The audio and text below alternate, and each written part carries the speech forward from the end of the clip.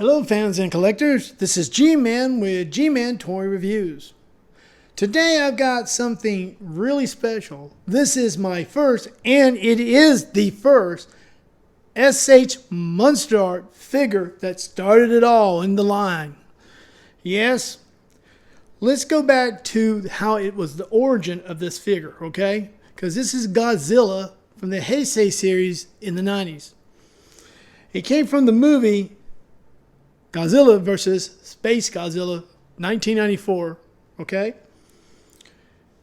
Revoltech line of action figures from science fiction entertainment properties.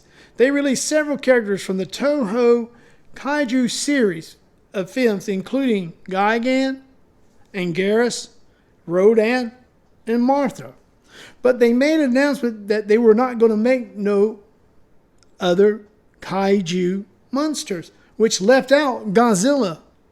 Well, fortunately, Bandai, under its Tashaminations subdivision, made up the disappointment in March of 2011, announcing that they were going to introduce a new line called SH MonsterArts, and it will have a figure that has a articulation, which that got all the collectors interested, okay?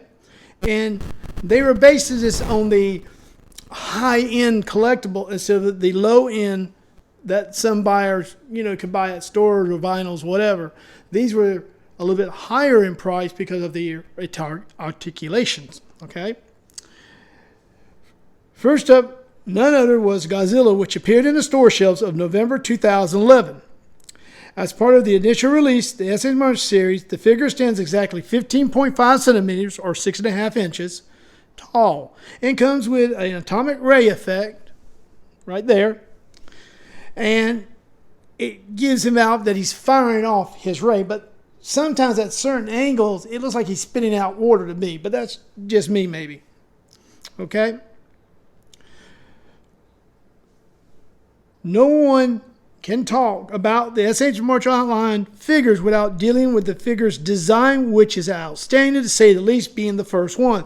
This comes to no surprise considering it was designed by the famous Godzilla sculptor Yuji Sakai, based on the Godzilla suit used in that movie Godzilla vs. SpaceGodzilla 1994. The overall look of the figure bears a striking resemblance to the suit, with excellent detail and coloring of the skin. The color of the dorsal fin on the back with the blue and black mixture gives the effect that Godzilla is about to, discharge his heat ray or his atomic breath ray out. On the issues of articulation, this figure has 29 points of articulation that allows it to take many different positions, including some that would fit more with the figure of a kaiju from the Showa Godzilla series. As with the previous line of Revoltechs that did their action figures, 29 maneuverable joints on the SH MonsterArts Godzilla are its arms, legs, head, neck, mouth, and waist, which allows for some movement. In the case of the tail alone, it has 18 points of articulation. Just in the tail alone, 18 points of articulation. However, the articulation of these figures have some potential problems that did arise on some of them, as some of the joints eventually either didn't pop or pop off, or there was discoloration with the paint. The focus problem was with the tail most of all, because most of the parts would just crumble if you bent them too far, basically overstretching their ability, and they just basically fall apart in your hand. For those who bought the first release of 2011 in the stores of November, okay, it comes with a simulated Godzilla atomic ray. Through the coloring is mostly correct in a way that its shape can at times make you seem like I was thinking spitting out water instead of the atomic ray. An interesting fact about the accessory that it can be used to simulate Godzilla firing his atomic ray with other vinyl figures if you have them in your collection. But I wouldn't advise it because it ain't that accurate. But you could use it, okay, if you want to. Despite some of the concerns of the joints and some of the discolorations, this was a fine figure and a good start to SH MonsterArts line. Like the earlier Revoltech, SH MonsterArts was more suited for those who are truly interested in Japanese kaiju instead of the general buyer, with the result that they may be a little bit more pricey because it's to the high-end collector. Still, one cannot take a chance or should grab this figure if they see it or can find it at a good price. Particularly those immediate releases vary, and as they will have come later on with some atomic rays.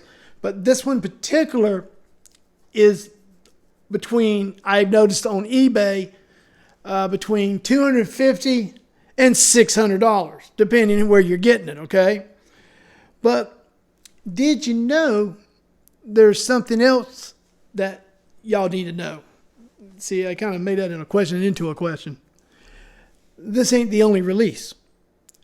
They did a second release because the first release sold out so quickly of 2011. Guess what they did?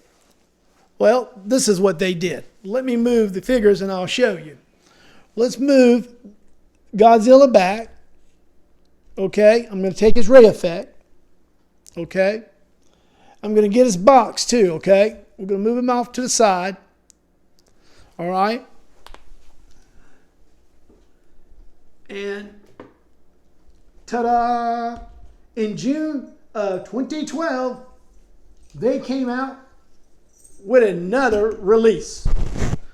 Yeah, another. Now, to get this right, they didn't want to, spoil the people who got it the first release. If you notice on the box, it's got 2012. Okay, I want to show y'all this. Okay, it's got 2012 right there. Okay, that came out in June now of 2012, but there's no sticker that says the heat ray because it didn't come with an atomic heat ray. This is how they kept the value for the first release for the collectors who bought the first one, so it wouldn't devalue it. Okay. But yes, they brought a second one out because they wanted to give people a second chance who didn't get the first release in November 2011, a chance to buy it in June of 2012. Also, you didn't get this either. This little instruction sheet didn't come with this one, okay? It did not come with this one. This came with the 2011 release, okay? 2011, this is what this came with. And then why it came with it, because it only shows you how to put the ray into Godzilla's mouth with the stand, okay? Okay, I appreciate your time with this, and I thank you. This has been G-Man with G-Man Toy Reviews. Peace!